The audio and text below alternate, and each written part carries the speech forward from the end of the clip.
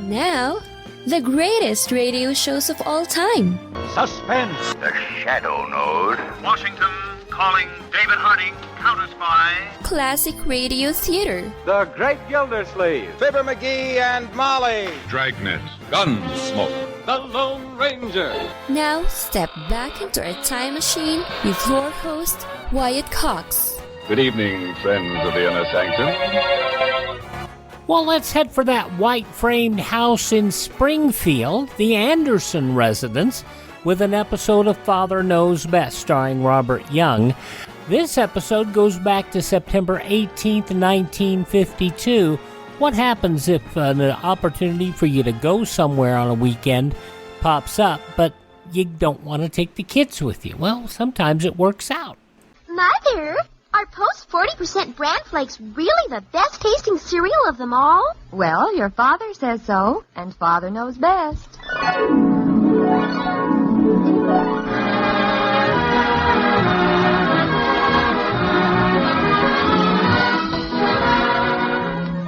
Yes, it's Father Knows Best, transcribed in Hollywood, starring Robert Young as father. A half-hour visit with your neighbors, the Andersons. Brought to you by America's largest-selling bran flakes, Post 40% bran flakes, and by Instant Postum, the good-tasting drink that's entirely caffeine-free.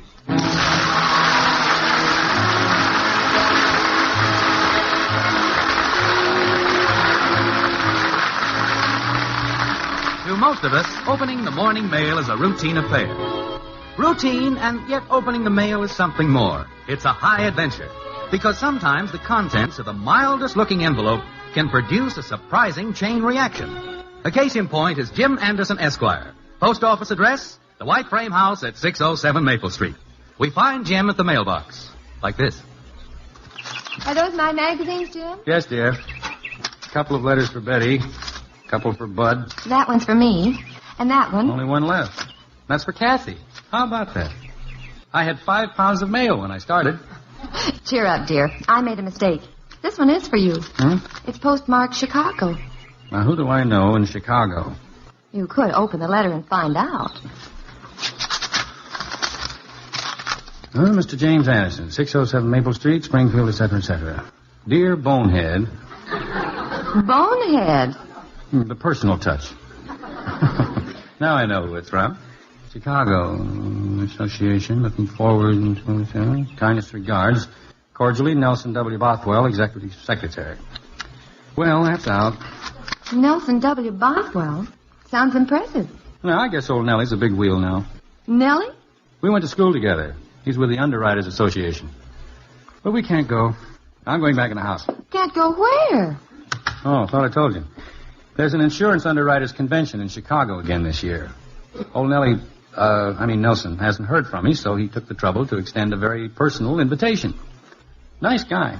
Not when he calls my husband a bonehead. The idea. Oh, I don't know. Bonehead Anderson. It has a nice ring to it. Jim, I know you'd love to go to Chicago. You haven't been anywhere in ages. Well, we'll go next year. But you should get away. What about you? You could use a little time off yourself. Just think of it, honey. We'll be free as birds someday. Just the two of us. Tell you what, when the kids grow up, we'll sell the house. Sell our house? Sure. We could move into a small apartment. Or maybe buy a trailer. Oh, you're joking. The heck I am. No grass to mow, no leaky roofs. Just park alongside some trout stream, drop a line, and that's dinner. Boy, that's living. Hi, Mom, Dad. Good morning, everybody. Morning, Betty, Bud. Good morning, children. I'll go fix breakfast. Father, there's something I want to ask you. Well, business is brisk. Okay, who's first? Shoot. I'll talk to you, Father, when Bud's finished. What's on your mind, son?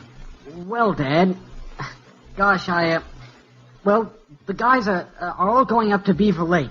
They're going to camp out over the weekend. Beaver Lake. Oh.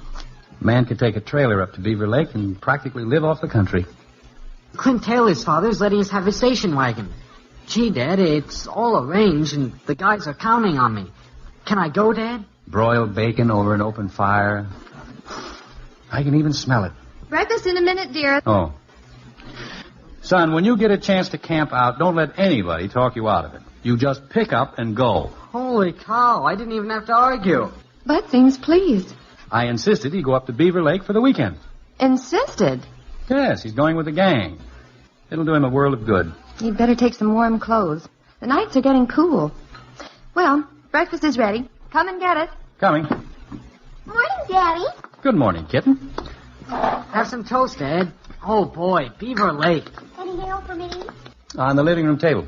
And there's a letter for you, too, kitten. Oh, that must be from Maxine Turner. I'll go get it. Gee whiz, my own letter. May I go too, Mom? I gotta start packing. I suppose so. This breakfast is turning into a shambles anyway. Father, how do you feel about travel? Well, offhand, I'd say it's an educational experience. Meet new people, see new places. Oh, I'm so glad you approve. Frankly, Father, I expected a certain amount of resistance. You're a little ahead of me, Princess. I approve of what? Of my going to Grantsville over the weekend. The College Glee Club is going to compete in the music festival over there. It's just for the weekend. Well, this is pretty sudden. Your mother and I'll have to think this over. Ralph is right. You're overprotective. I'll listen to Ralph when he has a family of his own. Well, Dean Norton and his wife will be in charge. It'll be a wonderful trip. Simply dreamy. But where'll you stay? 3 whole days, Princess. At the sorority house. Oh, Father, this is the 20th century. I know. That's just one more thing that bothers me. Margaret, what do you think? I'm all for it. It should be an interesting experience. Oh, Mother, you're a darling. I've got to get my things together. Betty, come back here. I haven't even told her she could go yet. Jim, you know you're going to say yes. Well, true. But I'd like the pleasure of hearing myself say it. What's with this outfit anyway? First Bud and now Betty. Children grow up. They have their own interests. Everybody rushing off? Everybody but Father. No, it's not that bad. We can enjoy a nice, quiet weekend. Suits me fine. I can get in a little reading. I wish you'd get at some of those old magazines, Jim. Your den is practically a fire hazard. Well, don't give them away. I'll read them. In time. Oh, I meant to tell you, Margaret, I just subscribed to a new one. Not another magazine. Now, this one's different. It's the American Trailer. For those carefree spirits who respond to the lure of the open road. The open road? Jim, you haven't been 20 miles from Springfield since the day you fell asleep on the bus and woke up at the end of the line. You see, it's like I've been saying all along. Beneath this drab exterior beats the restless heart of a wanderer, a nomad, A hobo?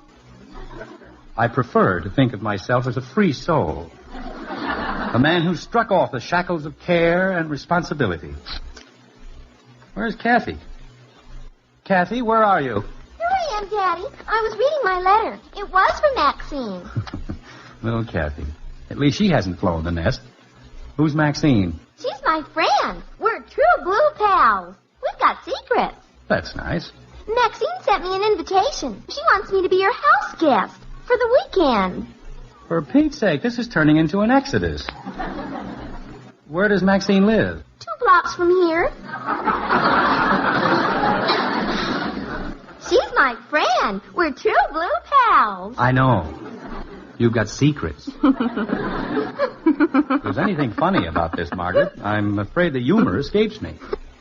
Bud and Betty can go anywhere they want to. But, Kitten, you're only a little girl. I don't care. I want to go away, too. You reason with it, Margaret. What's hit this family, anyway? Are you sure, Angel, that you want to spend a whole weekend with Maxine? She's my friend. We're true blue pals. Damon and Pythias. Harry and Bess.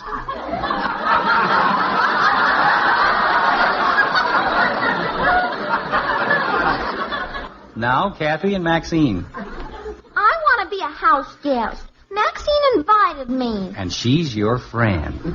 Jim. But, Kathy, you've never spent a night away from home. They only live 2 blocks down the street. And Mrs. Turner is so nice, Mommy. Kathy, I want you to think before you answer. Are you sure you want to go? Sure, I'm sure. Gee whiz. Well, let her go, Margaret. Oh, boy, I'm going to be a house guest. I got to go pack my things. Even Kathy can't get out fast enough. What are we, Margaret? A couple of Simon Legrees? It's just the idea of the change, the excitement of it all. A house guest. 2 blocks down the street. I still think it's funny. But, Margaret, look at it this way. An hour ago, we had 3 children. Betty, Bud, and Kathy. And what have we got now? A second alto with a college glee club, a boy camper at Beaver Lake, and a little girl who wants to leave home to become a house guest. What kind of talk is that for a wanderer, a nomad, Maybe I have been the heavy parent, honey. Hey, wait a minute. That makes it perfect. Made to order. I'm afraid, Jim, I don't follow. Margaret, you're not thinking. What's to stop us from going now?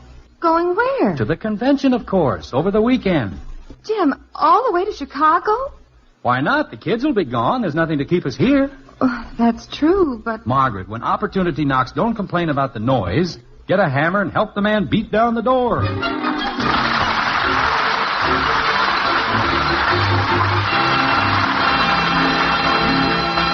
September 18th, 1952, Father Knows Best on Classic Radio Theater with Wyatt Cox.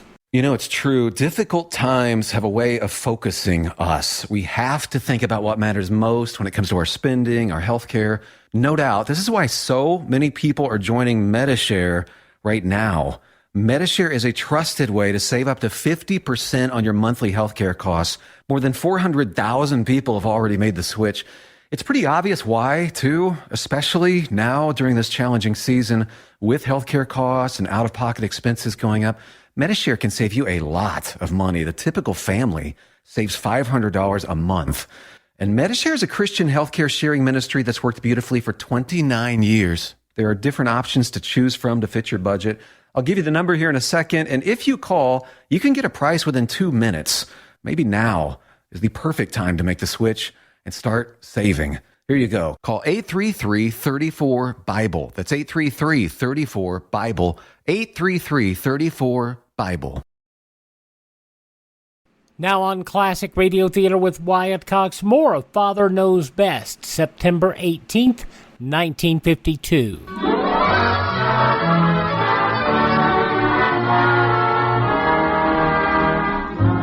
There have been many mass migrations in history.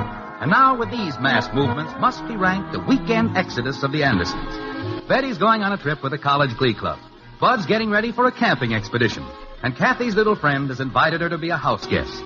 That leaves Jim and Margaret, who are taking advantage of their new freedom, to make a trip of their own to Chicago. Naturally, all this requires preparation. Like this. Anybody seen my wool socks? Hey, Shrimp. What are you looking at me for? What would I do with your old socks? Last year, you cut holes in my argyles and pulled them over your head for a Halloween mask. Gee whiz, I was little then. Now I'm going to be a house guest. Maxine's my friend, my true blue pal. We've got secrets.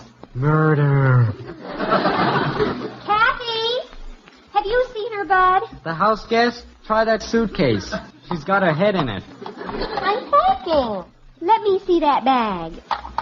I thought so. My new silk scarf. Mother! What is it, Betty? This time I caught her red-handed. Buck's my witness. Margaret, where are you? In the living room, dear. Now, one at a time. Mom, have you seen my wool socks? What we need around here is a little organization. Mother, she's simply got to keep her hands off my things. Your mother has enough to do without keeping track of your things and settling your petty arguments. I don't mind, Jim. I'm almost packed. Are you going somewhere, Mother? I'll say she is. Your father and I are going to Chicago for the weekend. We're going to take in the convention, do the town, live in riotous splendor for 3 whole days. Good for you. Gee, Dad, that's swell. I'd rather be a house guest. I know. Maxine's your friend. Let me help you pack, Kathy. I'm finished, and I did it all by myself. Well, now, Kathy, I want you to be a good little girl, polite and considerate at all times. Oh, I will, Mommy, I will. Have you got a handkerchief? A clean one? Sure. See? 2. My new linen handkerchiefs. This is the end. Oh, let her have them, Betty. After all, she's a house guest. Say goodbye to your mother, Kathy, and I'll walk you down. I'm a big girl. I can go by myself. Well... Dad, it's only 2 blocks. Short ones. Oh, I'll get it. It's probably for me. Hello? Who? Oh, Kathy. It's for me. Excuse me. Big stuff. She got a phone call. Maxine, I'm all packed. I was just leaving. How about that, Margaret? She wants to go alone. It's only 2 short blocks. That child is getting completely out of hand. It's the wild, younger generation. Well, she's certainly striking out for herself, and at a pretty tender age. I must admit, dear, she seems quite the young lady. She seems so casual, so detached. I think she's disgustingly calloused. I'm going now. Maxine's waiting. Aren't you even going to say goodbye? Sure. Goodbye, Mommy. Goodbye, Daddy. So long, Marco Polo. Well, what are you waiting for? Gee whiz. I'm leaving. Here's your suitcase. Thanks, Betty. I'll take good care of your handkerchiefs. The door's that way, traveler. Well, goodbye. Goodbye. Goodbye. Daddy, Mommy, I'm homesick.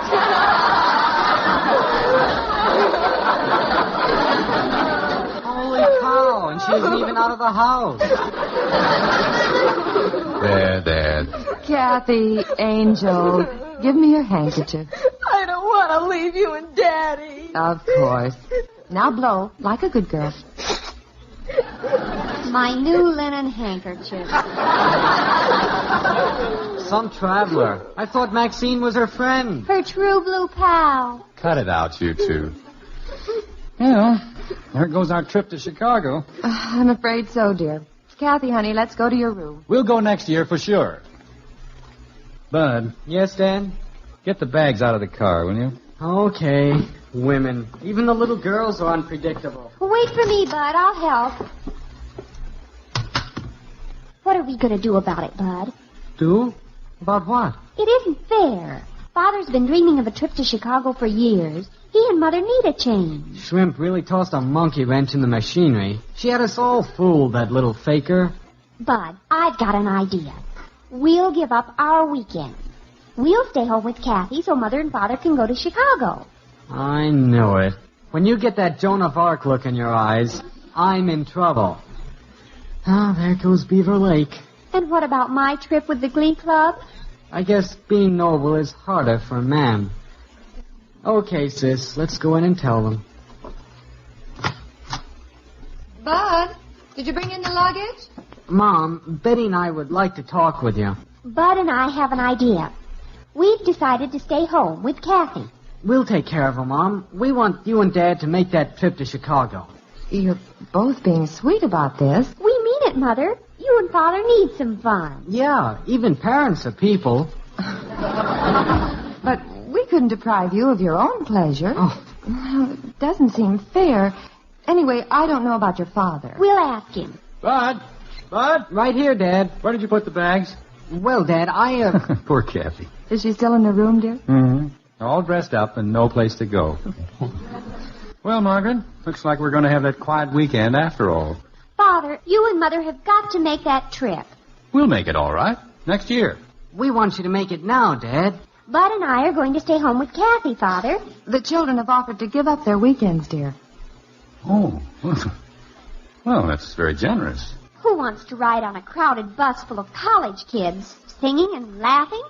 It's so immature, so utterly infantile. Beaver Lake. Fishing, swimming, canoeing all day. If there's one thing I hate, it's routine. Look, kids, I haven't seen such terrible acting since they did Charlie's Aunt at the PTA. Holy cow. Children, you heard your father, and I agree with him. Betty, Bud, I think you're fine. But we couldn't enjoy ourselves at your expense. It wouldn't work. It's Kathy's fault. I'd like to shake her. I'll get it. It's probably for me. Hello? Who? No. Kathy, telephone. Wouldn't you know, it's Maxine again. She really is a true blue pal. Bud, where'd you put the luggage? I left it in the car, Dad. I thought you might change your mind. I'll get it. Maybe it's for the best, Jim. Sure. We'll get there next year. What's the rush? Father, are you going to let Kathy tie up the phone all morning? Is she still yakking with Maxine? I'll talk to her. Never mind, Mother. She's coming now. She's carrying a suitcase. Kathy, where are you going? Over to Maxine's. I'm going to be a house guest. But, Kitten, I thought you were homesick. I was, but I changed my mind. Well, it's a woman's prerogative, I guess. Goodbye, everybody. Here, let me open the door for you, Angel. Kathy, are you sure you won't be lonely? Oh, no, Mommy. Maxine's my friend. We've been through all that, honey. Who are you waving at now? I'm saying goodbye to Teddy. Holy cow, waving goodbye to a teddy bear. She's had it since she was a baby. Well, he's my friend, too. Goodbye, Teddy. Goodbye, everybody. Goodbye, dear. Be good. Well, that's that, I hope. She'll be all right now, Jim. I think so, too. Bud? I know. Put the bags back in the car. I can't believe Kathy's really gone. All's well that ends well. Are you ready, Betty? Can we give you a lift, Princess? Oh, thanks, Father, but Ralph's taking me to the station. The bags are in the car, Dad. Thanks, Bud. Oh, that's Ralph now. Oh, weren't those horns crazy? September 18th, 1952, Father Knows Best. The conclusion follows these words from your favorite station. Classic Radio Theater continues. Attention Walmart shoppers. Now you can order one of the most advanced hearing aids on the market for hundreds, not thousands of dollars. Hearing Assist's most advanced product lineup includes models that use an exclusive app for enhanced control over what you want to hear. It's perfect if you have a smartphone or iPhone to hear everything better.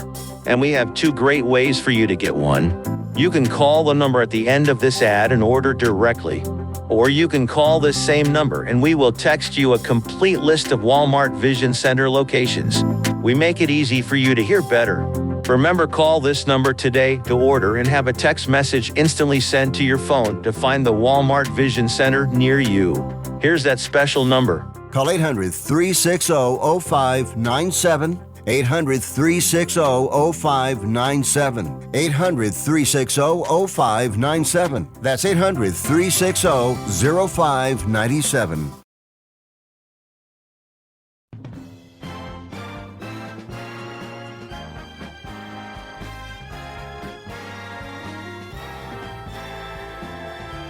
Now on Classic Radio Theater with Wyatt Cox, the conclusion of Father Knows Best, the weekend activity, September 18th, 1952, and the horn just blew. What a horn. Sounds like a lovesick moose. Goodbye, Princess. Have fun. You too, Father. Goodbye, dear. Tell Ralph to be careful. Oh, Bud. I know. Carry Betty's bag out to the car. Hey, I've got an idea. Maybe Ralph can drive me over to Clint Taylor's. The gang's leaving from his house. Well, Ralph will be glad to. Boy, I've sure got a lot of stuff. Dad. I know. Help you carry it out to the car. Serves me right. Are you sure you have enough clothes, Betty? I think so, Mother. My beige linen, that little peasant blouse. Perhaps just one warm thing, in case the weather changes. I've got my blue sweater. That's fine. Well, have a lovely trip, dear. Hey, Betty, come on. Your pumpkin coach is waiting, Princess. I only wish it were a car. Goodbye, Father. Have a big time in Chicago. I'm coming. Alone at last. It's been a hectic morning. It's hard to believe we're practically on our way. 3 glorious days. No cares or responsibilities. We're going to live it up. Every minute. Just the 2 of us. There's a little Italian restaurant, Margaret. The Studio, I think they call it. Margaret, what are you thinking about? Oh, Betty's blue sweater. I wonder if she really took it along. Margaret, the girl's singing with a glee club. She's not going to play ice hockey. I suppose so. Jim. What is it now? Did Bud ever find those heavy wool socks? Oh, for Pete's sake. Be patient with me, Jim. I'll only be a minute. I found Betty's blue sweater and Bud's heavy wool socks. What did you use, a divining rod? Be sensible, Margaret. The nights can get cool this time of year, especially at Beaver Lake. Look, Bud's one half polar bear and the other half Eskimo. Those icy showers that kid takes? Okay. Well, let's take off. Got everything? I think so. I just remembered something, Margaret. Be with you in a minute. I hope everything turns out all right. Why shouldn't it? Don't be a problem parent, honey. Don't be what Betty calls overprotective. I'll try. Good girl. Come on. Get in the car. Oh, let me have that package. No, I'll just carry it. Nonsense. Give it to me. I'll put it in the trunk. Jim, no. Oh, now look what you've done. Betty's sweater and Bud's socks. For Pete's sake. I couldn't help it, Jim. Margaret, you can't live your children's lives for them. Have them, love them, and then leave them alone, I always say. I suppose you're right. Jim? Something wrong? There seems to be something furry under the seat. Oh, that. For goodness sake. Believe me, Margaret, it's nothing. It's Kathy's teddy bear. Oh, Jim. Well, the poor kid probably won't be able to sleep a wink without it. Her first time in a strange house and all. Well, what are we going to do now? Well, first we'll drop off Kathy's teddy bear. Then let's take Bud's wool socks up to Beaver Lake. Good. We can stay at the lodge overnight. And tomorrow we can drive to Grantsville with Betty's sweater. Wonderful idea. It's a lovely little college town. Besides, I'm looking forward to hearing Betty sing with the Glee Club. So am I. Have 'em, love 'em, and then leave 'em alone. Isn't that what you always say, Jim? Well, you know something, Margaret? I guess we're both a couple of fakers.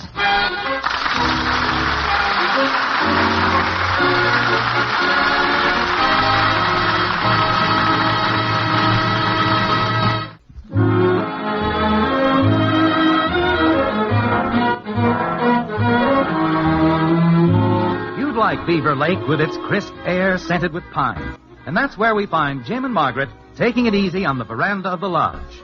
Jim says, You know, Margaret, in a way I'm glad we didn't get to Chicago. I feel that way, too. And it was nice to see Bud. Yeah. Good old Bud. Say, it is getting a little nippy out. I told you it would be cool. I'm glad we brought Bud his heavy socks. So am I. Jim, what have you got on your feet? Well, it's all right, Margaret. Bud said I needed his wool socks worse than he did.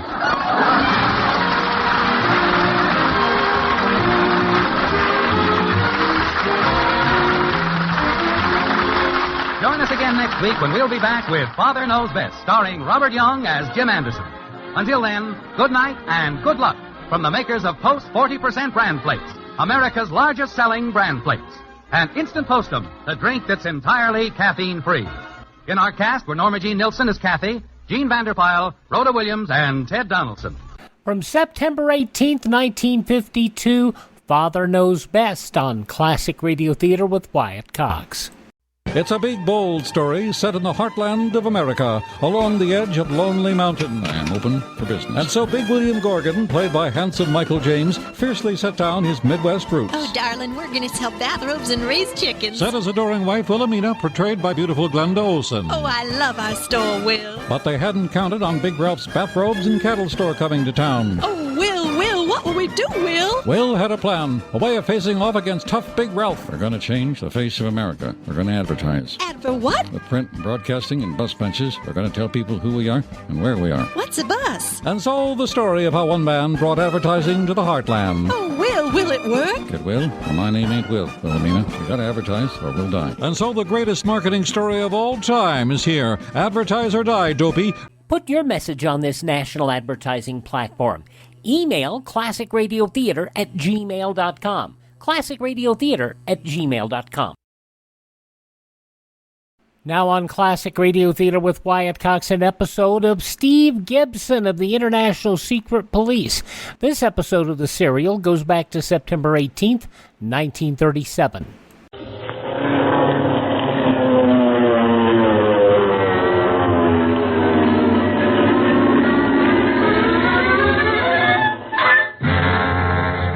Gibson of the International Secret Police.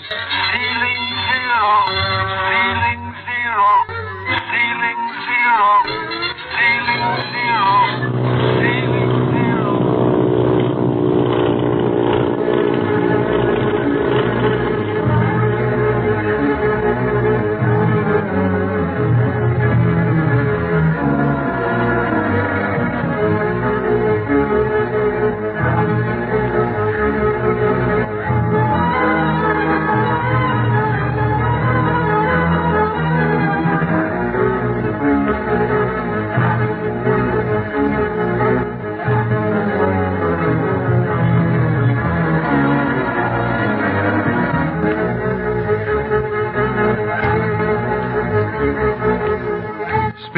Clint, Barney, and little Gene Kingsley were rescued from a secret tunnel of the Octopus Gang in the nick of time by Li Ying, Dr. Kingsley, and the police.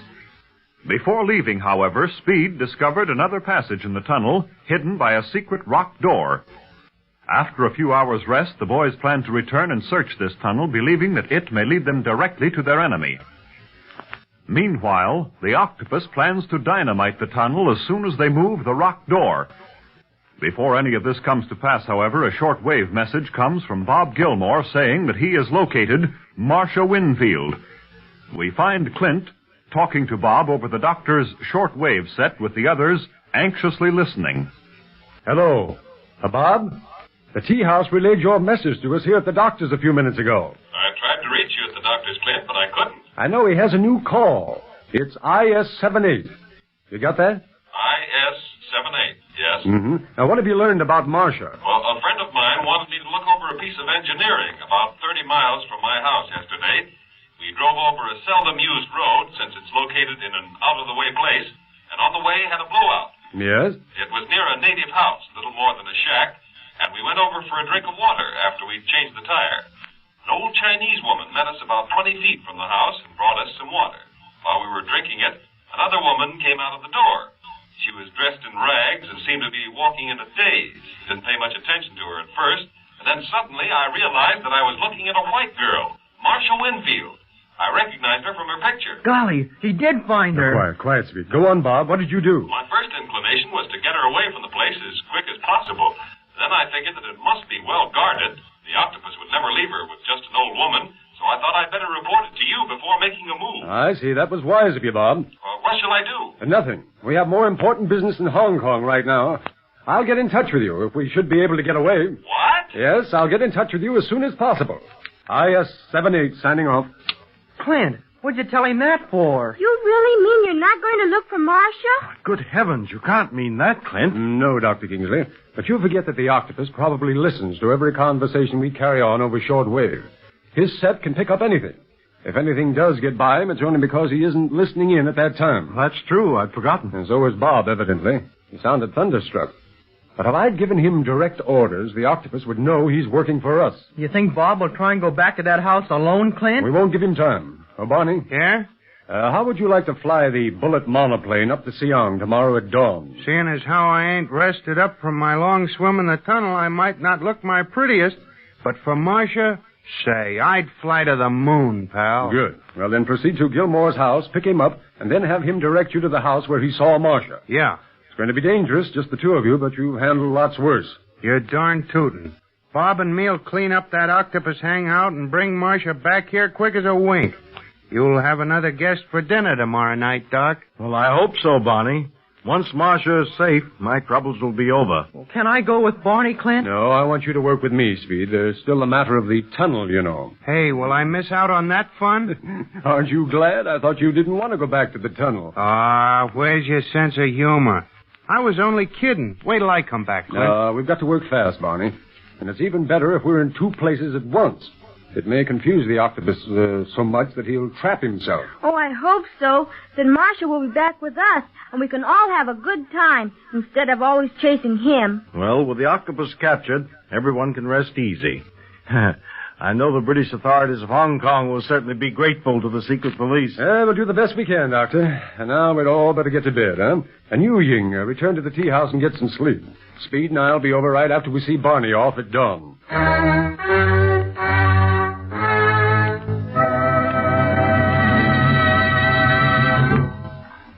Well, Quan Mu, you heard Bob Gilmore's conversation with Barlow. What did you make of it? That Gilmore is most anxious to rescue Marcia Winfield. Obviously. And from Barlow's reply, it is also obvious that he thought I might be listening in. How so, Master? He and Barney Dunlap would do anything to see that girl safe. They gave that away when they so foolishly tried to rescue her from the flower boat and almost lost their lives by the attempt.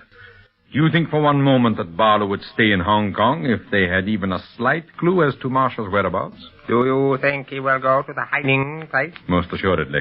Either he will go or he will send Barney Dunlap. You seem very sure of that. I know Barlow's brain only too well. Then what of the tunnel? Plans will go ahead as before. And no matter who opens that rock door, The place will be blown to bits. We cannot risk a slip up there, Wu. That passage leads directly to this room. Yes, master. And now, is there any change in my orders? No. Go to Dr. Kingsley's residence tomorrow morning as we planned, and see what you can learn. But be most careful. I shall. I would have no worry at all if only I had my talisman of good luck. What are you talking about? The jade setting of my ring. I told you some time ago that I had lost it. Ever since then, we have been pursued by ill luck. Superstition again. You are a fool, Quan Wu. And now, send Splinters to me. Splinters? The renegade aviator? He almost betrayed you once. And he has paid dearly for the near betrayal in my torture chambers. I think that he has learned how to be silent by now. And what are your plans for him? He is to fly to the house which hides the Winfield girl.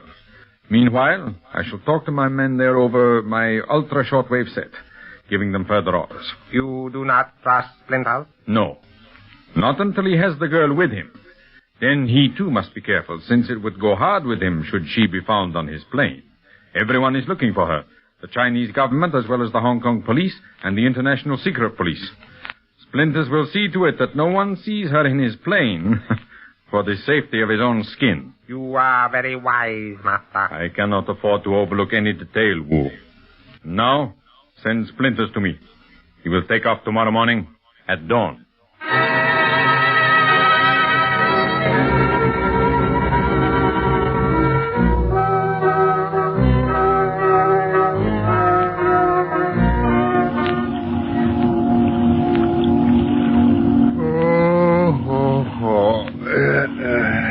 Lucky thing I love my work.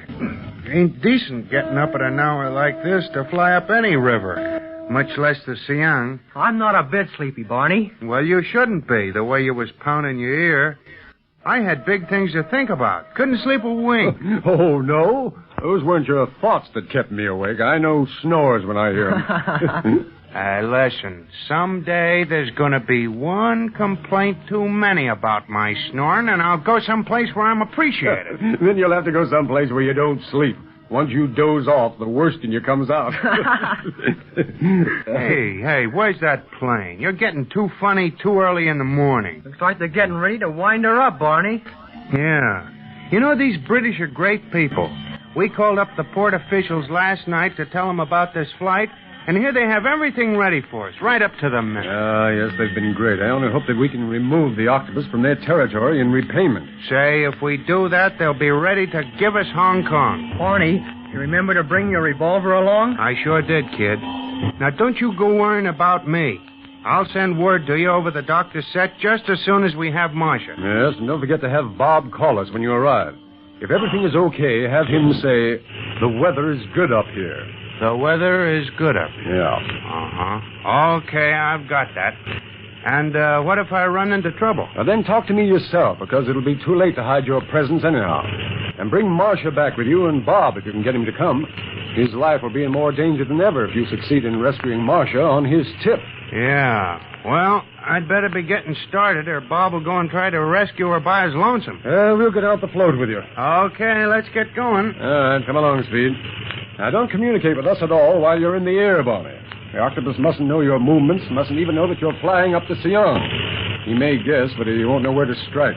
Yeah, I don't want him sending me into a spin again. Once was enough. We'll work on that tunnel with Li Ying while you're gone, Barney. And you're liable to still be in it when I come back if I know anything about octopus tunnels.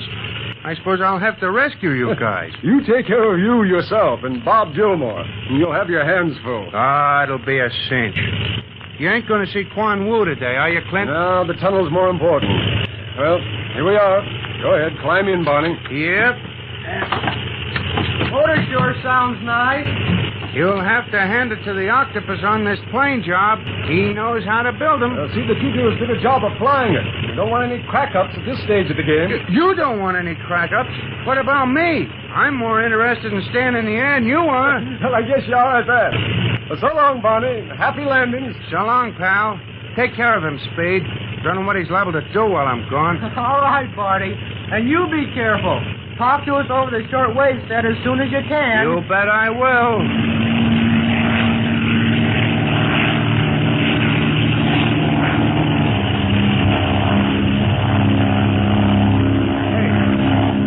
what's that? The seagulls are getting kind of big around here. It's a plane, all right. An octopus plane. What? Yeah, don't you recognize it? Even in the light of dawn. Only it's painted black. An octopus plane? Suffering whang-doodles. No matter where you go, underground or in the air, you run into something that swims or flies for the octopus. Look, he's heading up the Seong River. Yeah, what? He is, sure enough. Barney, the octopus has gotten wind of our flight. That lets me out. I don't crave another dogfight like that last one. No, stay in the plane, you big ox. Don't you understand? That plane's going after Marcia. What? Sure. That shortwave conversation we had with Bob last night didn't fool the octopus at all. He guessed that we would go after Marcia and is sending one of his men to take her away before we can get there. What? Let me after that guy. No, wait a minute. Keep out of sight of him. Please don't let him know that you're following. And pick up Bob Gilmore before you do anything else. Yeah, because he knows where Miss Marcia is. I'll do my best, fellas. Meanwhile, keep your fingers crossed. This flight won't be no picnic.